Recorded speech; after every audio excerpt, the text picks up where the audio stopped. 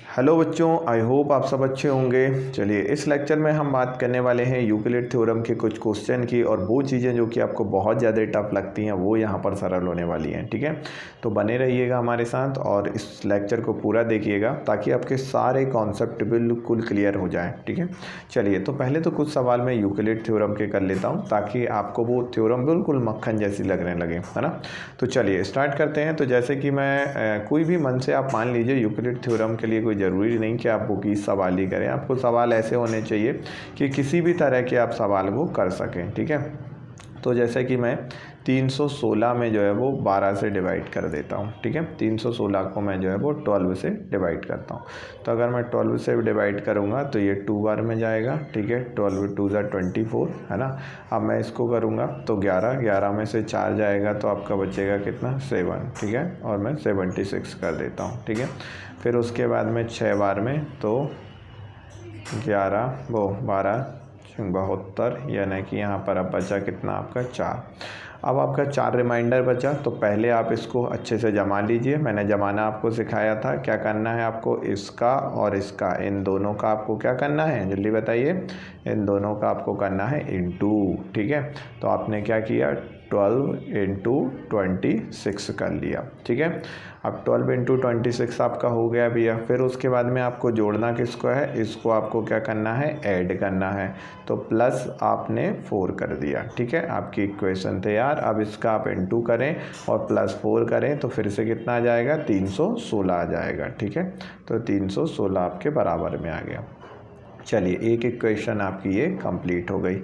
अब आपको क्या करना रहता है भैया, उसके बाद में बताइए, ये जो 12 है ये 12 कहाँ पर आ जाएगा। मैं कलर चेंज करता हूँ ताकि बेहतर तरीके से आप समझ सकें। तो मैंने ये 12 जो है वो, ये 12 कहाँ लेकर आऊँगा, यहाँ आ जाएगा भैया।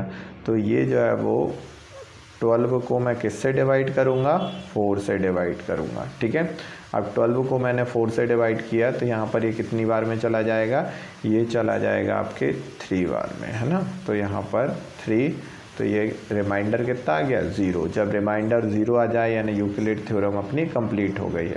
अब इसको भी ऐसा ही जमा लीजिए। ये 4 और 3 का आप इंटू करेंगे। ठीक है, तो 4 इंटू 3 और इसमें जोड़ेंगे क्या, रिमाइंडर। रिमाइंडर कितना है आपका, 0। ठीक है, तो ये आपका फिर से क्या आ जाएगा, 12 आ जाएगा, है ना। ये 2 इक्वेशन आपने लिख दी। अब यहाँ पर आपका आप पूछे कि HCF क्या है, तो जो आखिरी में जो बचता है, ठीक है, वो क्या है आपका HCF, यानी कि 4 आपका क्या हो गया, HCF हो गया। ठीक है, तो ये आपका यूक्लिड थ्योरम हो गई। और 1-2 सवाल कर लेते हैं। ठीक है, ताकि आपको चीज़ें बहुत अच्छे तरीके से और बेहतर तरीके से, शानदार चीज़ें सब अच्छे से याद हो जाएं। चलिए तो देखते हैं। एक और मान लूँ, कितना मानूँ आप बताइए, 418 मान लेता हूँ। ठीक है, अच्छा बढ़िया है। फिर उसके बाद इसमें मैं देता हूँ 11 से, है ना, 11 से देते हैं। तो 11 से करेंगे तो ये कितना हो जाएगा, 3 बार में जाएगा। ठीक है, अब यहाँ पर रिमाइंडर क्या बच जाएगा, रिमाइंडर यहाँ पर बच गया आपका 11 में से 3 गया तो कितना बचा, 8। ठीक है, फिर उसके बाद में मैंने यहाँ पर कितना ले लिया, 88, है ना, 88। अब ये कितनी बार में जाएगा, 8 बार में। ठीक है, तो 8 बार में जाएगा तो यहाँ पर रिमाइंडर कितना हो गया, 0।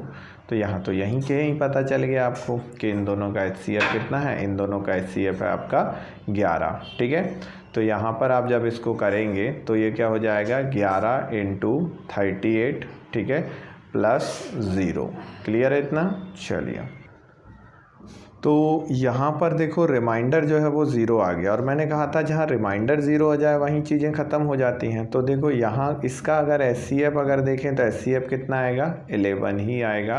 तो इसका HCF क्या हो गया आपका, 11। ठीक है, तो आप ये तो समझ गए कि भाई यूक्लिड थ्योरम किस तरह से काम करती है ना।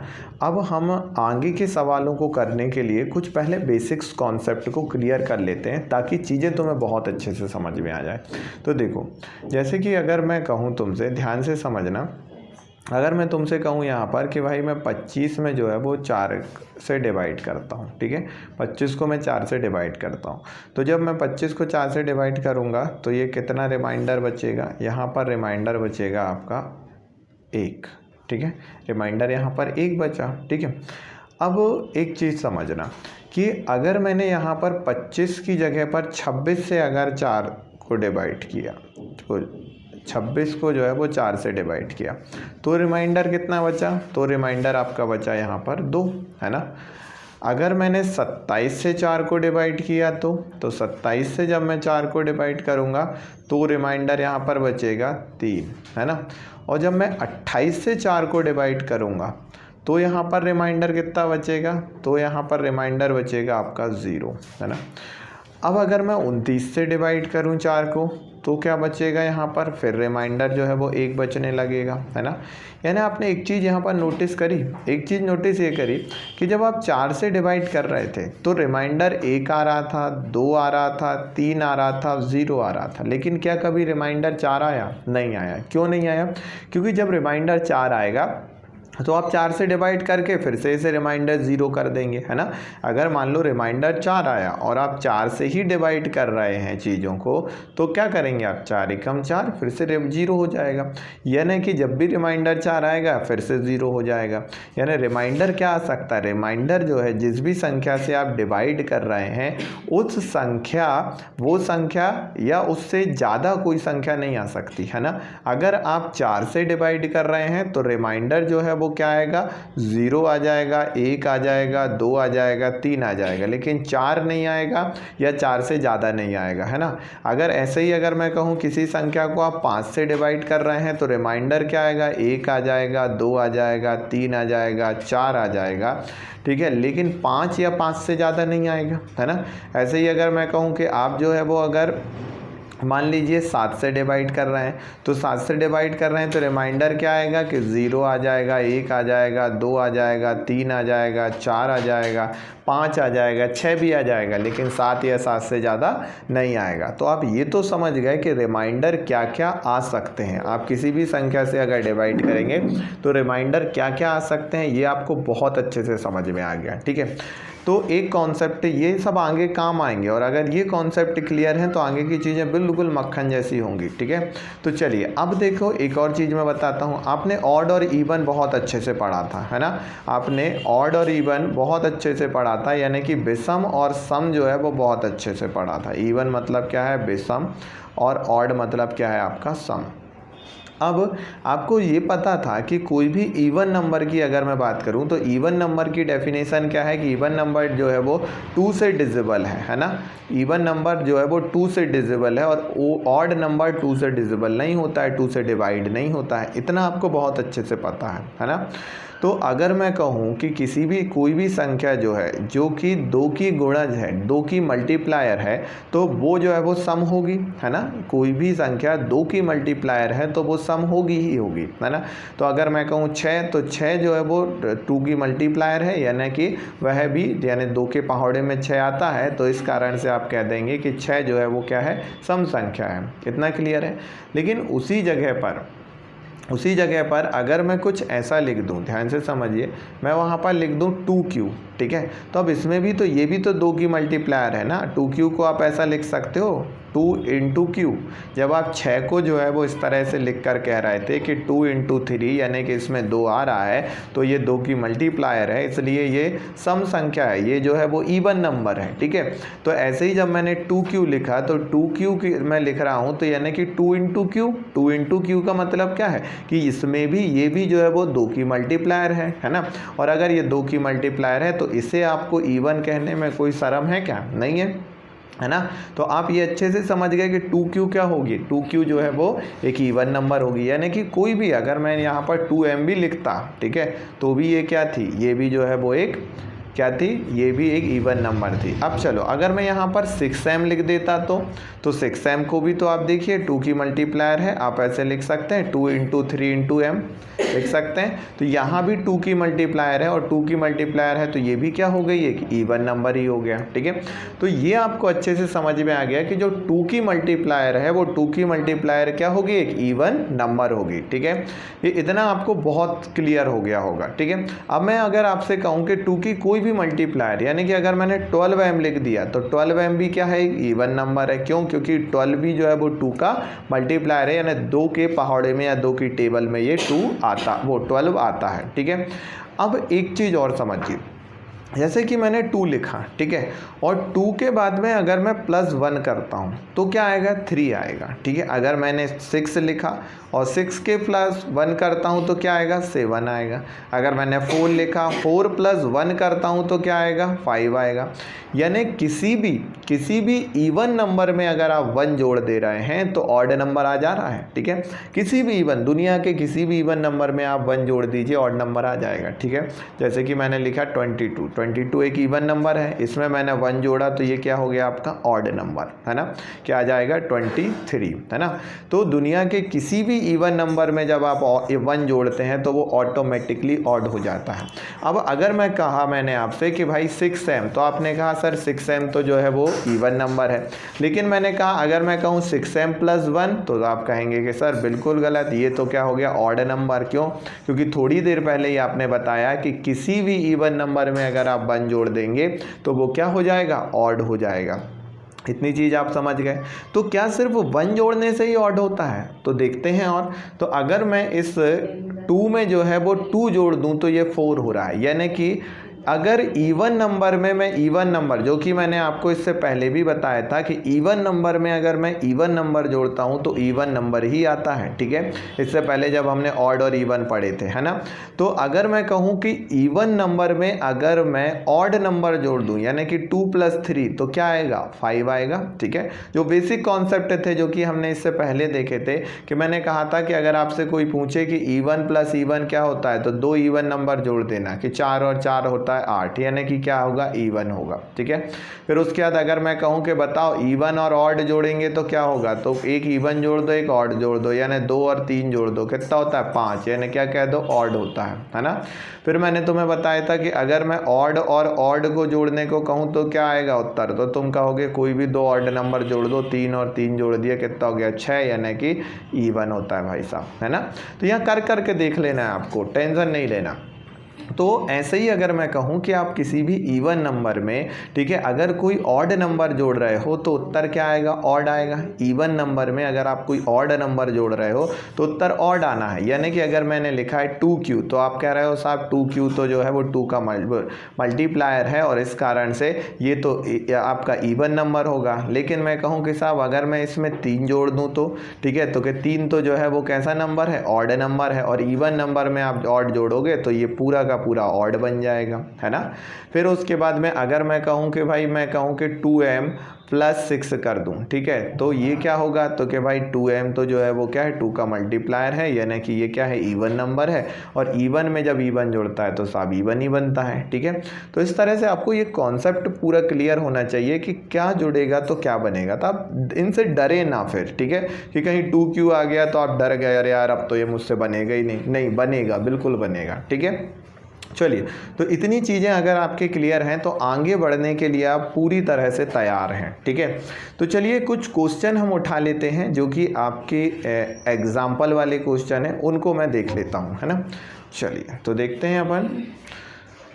तो उनको करने से पहले कुछ ऐसे ही अपन रैंडमली कुछ सवाल कर लेते हैं, ठीक है। जैसे कि आप, क्योंकि जब क्वेश्चन की बात बोलते हैं तो थोड़ा सा बच्चे डर जाते हैं, तो रैंडमली अपन कुछ क्वेश्चन उठा लेते हैं। जैसे कि अगर मैं आपसे कहूँ कि आप ये प्रूव करके दिखाइए, ठीक है, मैं आपसे प्रूव करने की कह रहा हूँ कि आप मुझे प्रूव करके दिखाइए कि 2q, ठीक है, फिर उसके बाद में 2q + 2 और 2q + 4, ठीक है, 2q + 2 2q + 4 जो है वो एक पॉजिटिव, ठीक है, इवन इंटीजर है, ठीक है। यानी कि हिंदी में इसे कहें तो सम धनात्मक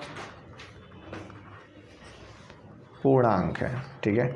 अब ये आपको प्रूव करके दिखाना है, ठीक है। तो मुझे पता है कि यहाँ पर मैंने आपको सबसे शुरू में जब मैंने आपको यूक्लिड थ्योरम पढ़ाई थी उस समय मैंने बताया था, जैसे कि कोई ए नंबर हम मान लें, आप कोई भी मान सकते हो, कोई ज़रूरी नहीं ए ही मानो, ABCDEFGHIJKLMNO जो भी मानना वो मान लो, ठीक है। अब इस ए नंबर में अगर मैं कोई एक नंबर का डिवाइड करता हूँ, मान लीजिए मैंने 2 से डिवाइड किया, ठीक है, तो यहाँ पर जब मैं 2 से डिवाइड कर रहा हूँ तो जो आंसर मैंने मान लिया Q आया है, ठीक है। तो अब एक बात बताओ कि यहाँ पर जो रिमाइंडर है यानी कि जो R की वैल्यू है वो क्या आ सकती है। तो थोड़ी देर पहले ही आपने पढ़ा कि जब किसी भी नंबर को आप 2 से डिवाइड करो तो 2 से डिवाइड करने पर वो नंबर नहीं आएगा और उससे ज़्यादा नहीं आएगा, यानी 0 आ सकता है, 1 आ सकता है, लेकिन 2 नहीं आ सकता, 3 नहीं आ सकता, 4 नहीं आ सकता, है ना। तो यहाँ पर अगर मैं बात करूँ तो यहाँ पर आप देखो कि भाई अगर मैं 2 से डिवाइड कर रहा हूँ तो 2 से डिवाइड करने पर जो है वो रिमाइंडर 0 नहीं आ सकता है, और वो रिमाइंडर 0 आएगा और 1 आएगा। अब उसके बाद में 2 नहीं आ सकता है, 3 नहीं आ सकता है, 4 नहीं आ सकता है, ठीक है। तो इतनी चीज़ें आपके क्लियर हैं क्या क्या आ सकता है और क्या क्या नहीं आ सकता है, ठीक है। तो 0 आ सकता है और 1 आ सकता है। अब एक बार मैं 0 ले लेता हूँ। तो आपको पता है कि इस तरह की चीज़ों में हम क्या करते हैं, तो आपको बहुत अच्छे से पता है कि पहले तो आप साहब इन दोनों का इंटू कर देते हो, ठीक है, और फिर उसके बाद में रिमाइंडर जोड़ देते हो। तो एक बार मैं रिमाइंडर क्या जोड़ दूंगा 0 और फिर दूसरी बार रिमाइंडर क्या जोड़ दूंगा मैं 1, है ना। तो मैं कहूँ कि a बराबर क्या होगा, कि यही आता है आखिरी में, a बराबर क्या होगा कि 2 इंटू क्यू करूँगा और उसके बाद मैं जोड़ क्या दूंगा, पहले 0, है ना, यानी कि आप क्या कह सकते हैं 2q, ठीक है। तो a बराबर मैं 2q रख देता हूँ। फिर उसके बाद में दूसरी इक्वेशन में मैं क्या करूँगा, a बराबर 2 इंटू क्यू करूँगा और फिर दूसरी बार मैं रिमाइंडर क्या कर दूंगा, 1 कर दूंगा, ठीक है। क्लियर है इतना। तो यहाँ पर अगर मैं कहूँ तो ये क्या हो जाएगा, 2q प्लस 1 हो जाएगा। इतना आपको अच्छे से क्लियर है।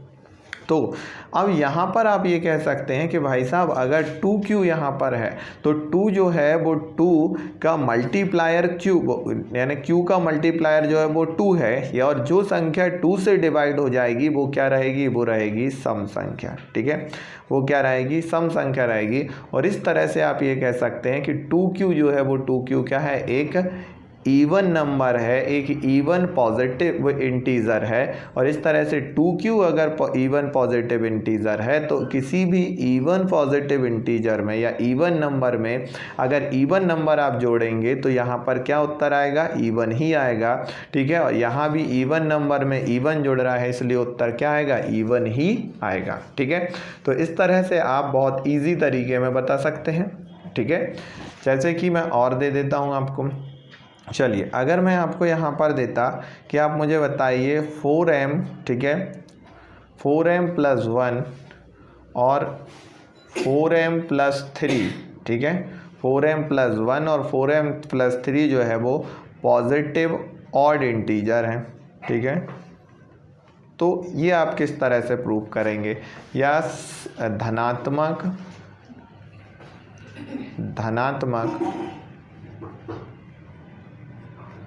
विषम पूर्णांक है, ठीक है, धनात्मक विषम पूर्णांक है, ये आपको प्रूव करना है, ठीक है। तो आप ये किस तरह से प्रूव करेंगे वो हम देख लेते हैं, ठीक है। चलिए तो देखिए ध्यान से समझिएगा ज़रा कि मैंने कहा आपने a यहाँ पर क्या मान लिया, यहाँ पर a आप कोई भी एक नंबर b इजिकल टू आप मान लीजिए यहाँ पर 4, ठीक है। यानी कि चलिए ये भी कुछ ना मानकर आप कुछ इस तरह से कि भाई a में आप किससे डिवाइड कर दीजिए, 4 से डिवाइड कर दीजिए, ठीक है। तो कोई भी उत्तर इसका q आएगा। लेकिन आपको ये पता है कि अब रिमाइंडर क्या क्या आ सकते हैं। तो रिमाइंडर आपको बहुत अच्छे से नॉलेज में है कि रिमाइंडर भाई साहब 1 आ सकता है, वो 0 आ सकता है, 1 आ सकता है, 2 आ सकता है, 3 आ सकता है, लेकिन किसी भी कंडीशन में रिमाइंडर जो है वो क्या नहीं आ सकता है, 4 नहीं आ सकता है और 4 से ज़्यादा नहीं आ सकता है। अब आप यहाँ पर जो है वो लगा दीजिए कि भाई ये क्या है यहाँ पर कि ये हो गया आपका डिविडेंट, ये हो गया डिवाइज़र, ये हो गया कोसेंट और ये हो गया रिमाइंडर, ठीक है, भाज्य, ठीक है, भाजक, फिर उसके बाद भागफल और शेषफल। तो आपको पता है कि हिंदी में अगर मैं कहूँ कि भाज्य बराबर होता है भाजक इंटू भागफल धन शेषफल, है ना। और इंग्लिश में क्या होता है, dividend is equal to divisor, ठीक है, इनटू कोसेंट प्लस रिमाइंडर, ठीक है। अब ये याद भी ना हो तो भी चलेगा, कोई प्रॉब्लम नहीं है। आपको तो ये पता होना चाहिए भाई, इन दोनों का इनटू मारते हैं और इसमें रिमाइंडर जोड़ते जाते हैं। तो रिमाइंडर क्या है, 1 है, 2 है, 3 है, 0 है, तो ये सारे चिपका देते हैं अपन। तो a इज इक्वल टू क्या होगा कि भाई इन दोनों का पहले आप इनटू मारेंगे तो क्या हो जाएगा, 4q प्लस 0 है ना, फिर उसके बाद में 4q प्लस 1 है ना, फिर उसके बाद में 4q प्लस 2 और उसके बाद में 4q प्लस 3, ठीक है भाई साहब। तो इतना आपको बहुत अच्छे से क्लियर हो गया होगा, ठीक है, समझदार लग रहे हो। तो यहाँ पर अगर बात करें तो अब देखो, तुमने कहा भाई साहब 4q, तो 4q की अगर मैं बात करूँ तो ये साफ साफ दिख रहा है आपको, बहुत अच्छे से दिखने लगा कि 4q को आप कह सकते हो कि 2 इंटू 2 इंटू q, यानी कि ये 2 का क्या है, मल्टीप्लायर है, और जो 2 का मल्टीप्लायर होगा भाई साहब वो क्या होगा, एक इवन नंबर होगा। ये आपको बहुत बहुत बहुत अच्छे से पता है, ठीक है। तो अगर ये इवन नंबर है और आपको पता है कि किसी भी इवन नंबर में अगर आपने ऑड जोड़ने की कोशिश करी तो ये क्या कर देगा, इवन नंबर में अगर किसी भी ऑड नंबर यानी कि 4 में अगर आपने 3 जोड़ा तो ये क्या बना देगा, इसको ऑड बना देगा। तो अगर मैं कहूँ कि 4q अगर इवन नंबर है, ठीक है, ये हमने प्रूव कर लिया। क्यों इवन नंबर है, क्योंकि ये 2 से डिविजिबल है, ठीक है, 2 से डिविजिबल है। तो अगर ये 2 से डिविजिबल है और इसमें मैंने कोई भी ऑड नंबर यानी 1 जोड़ा तो ये क्या है, ये ऑड हो जाएगा, ठीक है। इसलिए तुम कह सकते हो ऑड पॉजिटिव इंटीजर है ये। क्यों, क्योंकि पॉजिटिव इंटीजर का ही तो भाग है ऑड और इवन, ठीक है। फिर उसके बाद में अगर मैं 4q एक इवन नंबर है और इसमें जो है वो मैंने फिर से एक ऑड नंबर जोड़ दिया तो ये भी क्या हो गया, ऑड ही हो गया। कितने सरल होते हैं ये सवाल, ठीक है, आपको बहुत बढ़िया हुआ लगते हैं लेकिन ये भयानक ही सरल सवाल होते हैं, ठीक है। आई होप अब इससे संबंधित कोई भी आप सवाल बहुत इजी बहुत अच्छे से कर देंगे, ठीक है। मुझे उम्मीद है कि आप ये सारी चीज़ें बहुत शानदार तरीके से कर लेंगे, ठीक है। चलिए अब आपको मैं एक होमवर्क देता हूँ कल के लेक्चर के लिए। आप जो है वो आपके एग्ज़ाम्पल उठाइएगा और एग्ज़ाम्पल में जो एग्ज़ाम्पल फर्स्ट है, एग्ज़ाम्पल सेकेंड है और एग्ज़ाम्पल फर्स्ट और सेकंड आप करने की कोशिश कीजिएगा, ठीक है। और अगर आपसे नहीं बनते हैं तो फिर मैं इनको आपको कराऊंगा, ठीक है। कमेंट्स बॉक्स में आप बताइएगा कि आपने ये होमवर्क कंप्लीट किया नहीं किया, ठीक है। फिर उसके बाद में कल हम इन होमवर्क को कंप्लीट करेंगे, ठीक है। तब तक के लिए बाय बाय। आई होप आप बहुत अच्छे से आपके कॉन्सेप्ट क्लियर हो गए होंगे, चीज़ें अच्छे से समझ में आ गई होंगी। चलिए थैंक यू सो मच। और अपने दोस्तों को भी इसके बारे में बताइए और चैनल को ज़्यादा से ज़्यादा लोगों से सब्सक्राइब करवाइए, वीडियो को लाइक कीजिए, ठीक है। चलिए।